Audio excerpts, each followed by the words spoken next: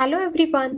या व्हिडिओमध्ये आपण इयत्ता 7वी विषय मराठी पॅट संकलित मूल्यमापन 1 प्रॅक्टिस क्वेश्चन पेपर सराव प्रश्नपत्रिका उत्तरासहित बघणार आहोत. हा पेपर मागील वर्षी झालेला आहे. याच्यावरून तुम्हाला पेपरचा फॉर्मॅट आणि पेपर कसा सोडवावा हे कळेल. पहिले 3 प्रश्न हे तोंडी परीक्षेचे आले होते. प्रश्न 4 पासून लेखी परीक्षा होती. खालील उतारा वाच व त्याखालील प्रश्नांची उत्तरे लिही.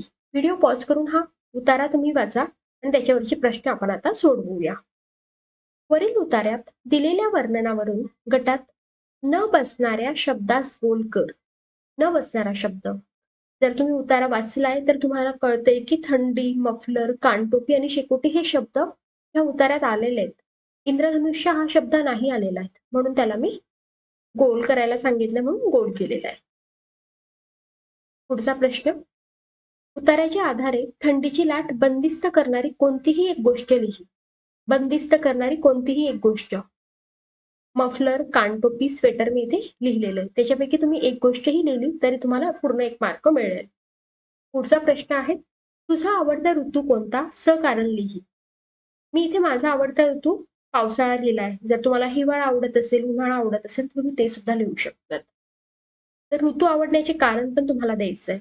ऋतू आवडण्याचं कारण मी इथे लिहिलेलं आहे, मला पावसाळा आवडतो कारण त्यावेळी सगळीकडे हिरवळ असते, गार वारा वाहतो, थंडावा जाणवतो आणि वातावरण आनंदी होते. मला पावसात भिजायला आवडते, त्यामुळे पावसाळा माझा आवडता ऋतू आहे. पुढचा प्रश्न खूप सोपा आहे. खालील चित्र पहा व चित्राचे वर्णन तुझ्या शब्दात लिही. बघा, हे चित्र जर तुम्ही पाहिलं तर तुम्हाला दिसते की शेतकरी झोपलेला आहे, 2 बैल आहेत, ते चरतायत, मुलगी खेळते, 2 मुलं झाडावर बसलेली आहेत, पक्षी आहेत आजूबाजू. हे तुम्हाला तुमच्या शब्दात लिहायचं आहे. तर इथे मी वर्णन केलेलं आहे बघा. या चित्रात एक मोठे झाड दिसत आहे. झाडाखाली एक शेतकरी विश्रांती घेत आहे. झाडाच्या फांद्यांवर 2 मुले बसलेली आहेत. एक मुलगी झाडाखाली उभी राहून हात पसरून खेळत आहे. झाडाखाली 2 बैल गवत खात आहेत. आजूबाजूला पक्षी उडताना दिसतात. हे दृश्य अतिशय शांत आणि निसर्गाचं चित्रण दाखवते. चॅनलला सबस्क्राईब करून घ्या. याच चॅनलवर तुम्हाला गणिताचे आणि इंग्लिशचे सुद्धा व्हिडिओज मिळणार आहेत.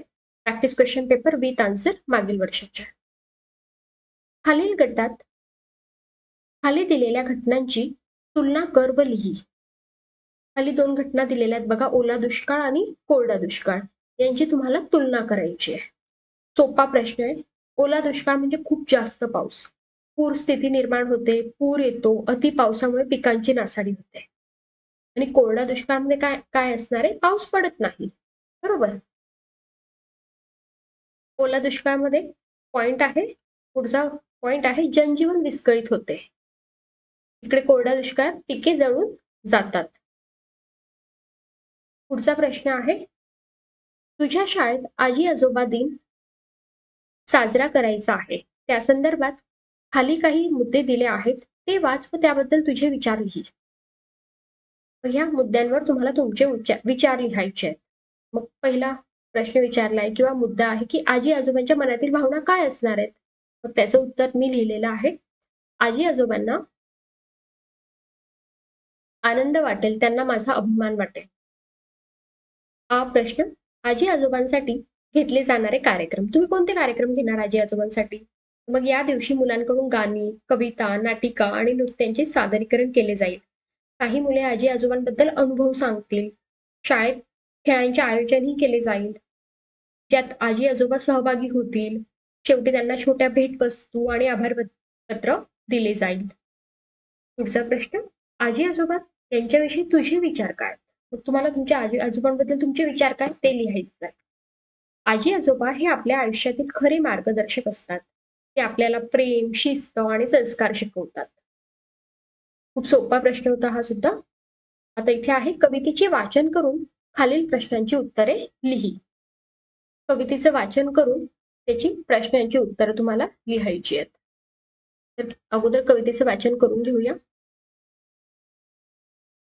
गोमू माहेराला जाते हो नाकवा, तिच्या घोवाला कोकण दाखवा.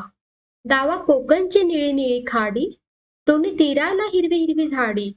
भगवा अबोली फुलांचा ताटवा, कोकणची माणसं साधी भोळी. काळजात त्यांच्या भरली शहाळी, उंची मांडांची जवळून मापवा, सोडून दे रे खोड्या साऱ्या, शिडीत शिररे अवखळ वाऱ्या, झनी धरणीला गलबत टेकवा. याच्यावर आता प्रश्न विचारलेली आहे ह्या कवितेवर. खालील शब्दांचे तुला माहित असणारे अर्थ लिही. घो, घोचा अर्थ आहे तिच्या घोवाला कोकण दाखवा. तिच्या घोवाला म्हणजे तिच्या नवऱ्याला, तिच्या पतीला. म्हणजे घोचा अर्थ काय इथे, नवरा किंवा पती. शीड म्हणजे काय, होडीला दिशा दाखवण्यासाठी डोल काठीला गुंडाळलेले कापड. खालील वाक्यांचा अर्थ सांगणारी कवितेतील ओळ शोधून लिही. शहाळ्यातील पाणी मधुर व खोबरे गोड असते, त्याचप्रमाणे कोकणातल्या माणसांची मने कोमल व स्वभाव गोड असतो. तर तुम्ही कविता वाचली तर तुम्हाला लगेच उत्तर कळेल की कोकणची माणसं साधी भोळी, काळजात त्यांच्या भरली शहाळी.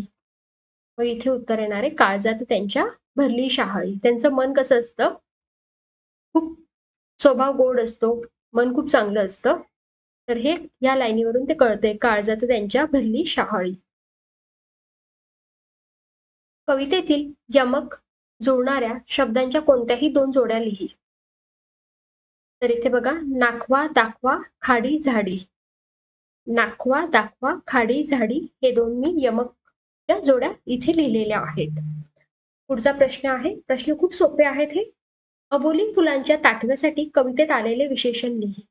अबोली फुलांच्या ताटव्यांसाठी कोणतं विशेषण आलंय बघा, भगवा अबोली फुलांचा ताटवा. भगवा अबोली फुलांचा ताटवा, म्हणून कोणतं विशेषण आहे इथे, भगवा. पुढचा प्रश्न, सूचनेनुसार उत्तरे लिही. मिरे अग आवर लवकर, त्या वशाला उठीव, अर आवरा लवकर, गाड्या निघाल्या. शंकराच्या आवाजानं तारानं कालवनाला फोडणी दिली. सगळ्यांच्या गाड्या वाटेला लागल्या. याच्यावर प्रश्न विचारलेला आहे, वरील वाक्यात मार्गाने जाणे या अर्थाचा कोणता वाक्प्रचार आला आहे ते खालील पर्यायातून लिही. साथ देणे, माघारी फिरणे, वाटेला लागणे, नजर लावणे. हे 4 पर्याय आहेत. तर मार्गाने जाणे म्हणजे काय, जर हा उतार वाचला तर आपल्याला नक्कीच कळेल. वाटेला लागणे, तर पर्याय क्रमांक 2, वाटेला लागल्या म्हणजेच वाटेला लागणे. पुढील वाक्यात योग्य ठिकाणी विरामचिन्हाचा वापर कर व वाक्य पुन्हा लिही. हे वाक्य आहे, तो बाहेर पडणार, तोच राजाला नेमकी जाग आली. तर इथे विरामचिन्हे मी वापरलेली आहेत आणि वाक्य परत लिहिलंय. पुढचा प्रश्न, खाली दिलेल्या चौकटीतील म्हण ओळखून लिही व त्या म्हणीचा उपयोग करून एक वाक्य तयार कर. ही चौकट जर तुम्ही व्यवस्थित अभ्यासली तर तुम्हाला म्हण नक्कीच मिळेल. याच्यातली उथळ पाण्याला खळखळाट फार, याच्यासाठी या म्हणसाठी एक वाक्य बनवलेलं आहे. म्हणीचा उपयोग करून एक वाक्य तयार कर. मग म्हणीचा उपयोग करून हे वाक्य आहे, रियालिटी शो मधील अनेक स्पर्धक उथळ्या पाण्याप्रमाणे खळखळाट करीत असतात. पुढचा प्रश्न, बस चालकाची मुलाखत घेण्यासाठी खालील मुद्द्यांच्या साहाय्याने 5 प्रश्नांची प्रश्नावली तयार कर. बस चालक म्हणजे काय, बसचा ड्रायव्हर. आणि हे पॉइंट्स दिलेले, परिचय, कामाचे स्वरूप, याच्यावरून तुम्हाला 5 प्रश्न बनवायचे आहेत. तर 5 प्रश्न मी इथे बनवलेली आहेत. पहिला प्रश्न, कृपया तुमचा परिचय द्या, नाव, गाव आणि तुम्ही किती वर्षापासून बस चालवता. ड्रायव्हर या पदासाठी बसचा ड्रायव्हर, बस चालकासाठी मुलाखत घेण्यासाठी हे प्रश्न आहे, म्हणजेच इंटरव्ह्यू घेण्यासाठी. दुसरा प्रश्न आहे, तुमच्या कामाचे स्वरूप कसे असते, दररोज किती तास बस चालवावी लागते. तिसरा प्रश्न, बस चालवताना तुम्हाला कोणत्या अडचणी येतात. प्रश्न क्रमांक 4, प्रवाशांच्या सुरक्षेसाठी तुम्ही कोणती काळजी घेता. प्रश्न 5, बस चालक म्हणून तुमच्या अनुभवातील एखादी खास आठवण आम्हाला सांगाल का. हा खूप सोपा प्रश्न आहे, फक्त तुम्हाला माहिती असायला हवं की शब्दकोळ कसं सोडवायचं असतं. नक्कीच तुम्ही सोडवू शकतात मग पेपरमध्ये हा प्रश्न. आडवे शब्द, उभे शब्द. आडवे शब्द म्हणजे आडवे शब्द आणि हे उभे शब्द असतात, बरोबर. तर आडवे शब्द आपण अगोदर सोडवूया आता. आडवे शब्द, प्रश्न म्हणजे दुसऱ्या क्रमांकाचा शब्द आहे दिनांक. दिनांकाला समानार्थी शब्द लिहायचे आहेत आपल्याला, बरोबर. तर दिनांकासाठी समानार्थी शब्द कोणता आहे? समानार्थी शब्द दिनांकाला आपण काय म्हणतो, अजून तारीख म्हणतो. बघा इथे 2 आहे, मग इथून आपण लिहायला सुरुवात करणार आणि आडवे शब्द आहेत म्हणून हा आडवा शब्द लिहिला तारीख, बरोबर. आकाश, आकाशला समानार्थी शब्द काय आहे? गगन, बरोबर. मग आपण इथे गगन लिहिलं बघा. 4 नंबर आहे, इथे 4 नंबर आहे बघा. गगन 3 अक्षरी शब्द आपल्याला हवा आहे, बरोबर. 1 2 3. आश्चर्य, म्हणजे मला तर नवलच वाटलं, आपण म्हणतो ना, म्हणजेच आश्चर्य. 6 बघा, आपण आडवा शब्द आहे नवल. आता उभे शब्द आपण बघूया. आपण तारीख हा शब्द लिहूनच ठेवलाय. बघा आईला काय म्हणतात? माता म्हणतात. बघा माता, बघा म्हणजे आपलं बरोबर मॅच पण होतंय. माता लिहिल्यावर तारीख सुद्धा शब्द आपला बरोबर मॅच होतोय, राईट. आता पक्षी, पक्षी आपण गगन ऑलरेडी लिहिलेला आहे, तारीखही लिहिलेला आहे, मग आपल्याला ऑलरेडी शब्द मिळून गेला खग, बरोबर. आणि खग म्हणजे पक्षी आपल्याला माहिती आहे. आणि डोळे, डोळे म्हणजे काय? नयन, नयन, बरोबर. मग इथे गगन आपण लिहिलाय तर न ऑलरेडी आहे, नवल आपण लिहिलंय तर न पण आहे. मग न वरून आपल्याला कळतंय की आपण डोळ्यांना तर नयन म्हणतो, फक्त तुम्हाला य हा शब्द लिहावा लागेल. अगोदर आडवे शब्द लिहा, नंतर उभे शब्द लिहा. जर तुम्हाला सगळे शब्द नाही आले तर जे जे येत आहेत ते लिहा. मग जे खाली जागा राहतात त्याच्यावरून तुम्हाला रिमेनिंग शब्द सुद्धा लिहिता येतील. पुढचा प्रश्न, पूर परिस्थितीत नियंत्रित करणारी 2 कारणे व 2 उपाय लिही. पूर परिस्थितीसाठी 2 कारणे कोणती असतात? खूप जास्त पाऊस पडल्याने नद्या आणि तलाव भरून वाहू लागतात. दुसरं कारण, लोकांनी झाडे तोडल्याने आणि नाल्यांमध्ये कचरा टाकल्याने पाणी साचते. याच्यामुळेच पूर परिस्थिती येते ना, बरोबर आहे ना. आपण कचराही टाकतोय नाल्यांमध्ये, झाडे पण तोडतोय, बरोबर. ही कारण आहेत. आणि याच्यावर उपाय काय आहेत मग? नदीकाठावर मजबूत बांध किंवा बंधारे बांधावेत, झाडे लावावीत आणि कचरा जो आहे तो नाल्यात टाकू नये. पुढचा प्रश्न आहे, खालील प्रश्नांची उत्तरे लिही. दिलेल्या क्रियाविशेषण अव्ययांपासून वाक्य तयार कर. हे क्रियाविशेषण अव्यय आहे सावकाश, त्याच्यावरून तुम्हाला एक वाक्य बनवायचं आहे. आजी रस्ता ओलांडताना सावकाश चालत होती. भरपूर, आज शाळेत मुलांनी भरपूर मजा केली. समोर हे शब्दयोगी अव्यय वापरून अर्थपूर्ण वाक्य तयार कर. शाळेच्या समोर मोठे झाड आहे. खालील वाक्यातील अधोरेखित शब्दाचे सरळ रूप व सामान्य रूप ओळख व लिही. वाक्य काय आहे? मुले मैदानावर खेळत आहेत. आणि अधोरेखित शब्द कोणता आहे? मैदानावर, बरोबर. अधोरेखित शब्दाचे म्हणजे अंडरलाईन केलेला शब्द, अंडरलाईन केलेला शब्द कोणता आहे? मैदानावर. मग याचं सरळ रूप म्हणजे साधा शब्द कोणता आहे? सरळ शब्द कोणता आहे? मैदान. आणि मैदानला काना दिल्या म्हणजे, आणि सामान्य रूप काय झालं? मैदानावर, तर मैदाना हा काय झालं? हे सामान्य रूप झालं. पुढचा प्रश्न आणि शेवटचा प्रश्न आहे.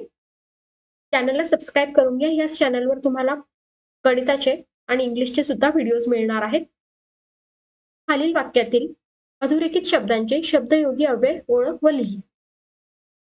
वाक्य आहे, टेबलावर पुस्तक आहे, तर याच्यावर अधोरेखित शब्दात शब्दयोगी अव्यय कोणता आहे? बघा, वर, वर.